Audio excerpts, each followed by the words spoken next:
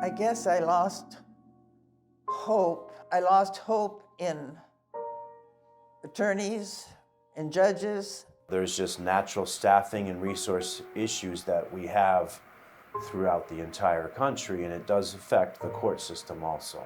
I've seen, again, falsified bank statements, 4506Ts, and the like, and it's extremely disconcerting, to say the least. Those types of situations, I definitely feel for the landlord or the property manager, but at the end of the day, we are confined by state law. We're here, we are stone's throw away. It's a gorgeous property, gorgeous community, and we're here because we've had a tenant who hasn't basically paid rent in 3 years. We gave him a posting notice yesterday as a reminder, no response, so at that point, it could be a number of things. We really never know what we're walking into.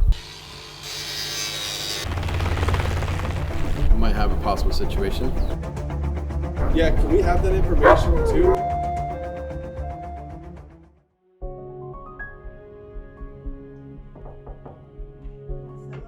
Hi, Shirley. Hi. How did you come to purchase this home? It was around 1996. My husband passed away. I went down and I realized that it was too lonely and I couldn't take it. So I knew in November of 2009 I would need to rent it. Had you ever had, in the past, before this tenant, any major issues with the tenants? None. They wanted to rent the place so that the daughter could finish high school in the area. Do you recall when they first stopped paying rent? Well, my recollection is that they paid, the last payment I received that I was well aware of was February of 2020. Correct. They moved in October 2019, but that was the last I had. Did you ever worry that the tenant was going to use COVID as an excuse to not pay rent? I never dreamed anybody, and especially someone with his degree and his professionalism and the income that he was making, that he wouldn't have attempted to do that. This was the first time in my entire life I had ever had something like this. I was very surprised that the tenant wasn't evicted right away. My name's Sky Hoffman. I'm the founding partner of Hoffman and Ford. I've been practicing law for approximately 15 years, with the focus primarily on real estate. My name is Stefan Sieper, and I'm a graduate of USD Law, focused on primarily landlord-tenant law.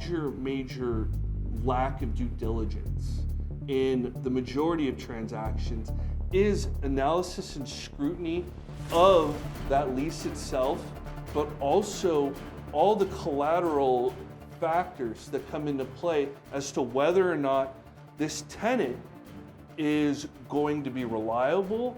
I've seen situations where I've seen fake IDs, fake leases, fake notary documents, and ultimately too, you may be presented with a lease and an estoppel agreement, which is all fine and dandy, but how are you going to confirm that that tenant has been making timely payments every month? I hear a lot about that saying, common sense is not a common practice in landlord-tenant law. Pretty much as everything is going to favor the tenant in this state, primarily through the Tenant Protection Act.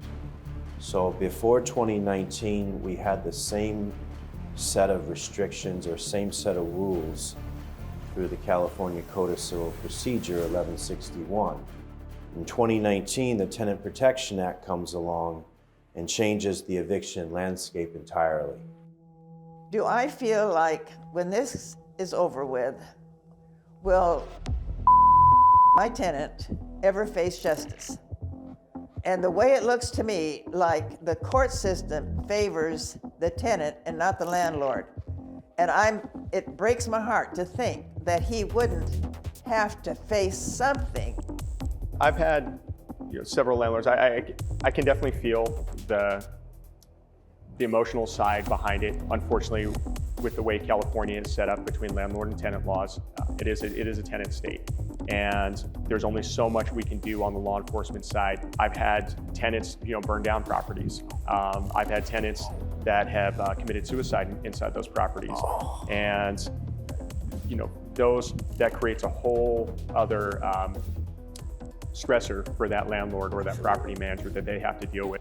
Right now, I say to any other landlords, don't ever rent again. What do I want to say to landlords? I feel sorry for them. My heart goes out to any landlord nowadays because the laws are so unfair.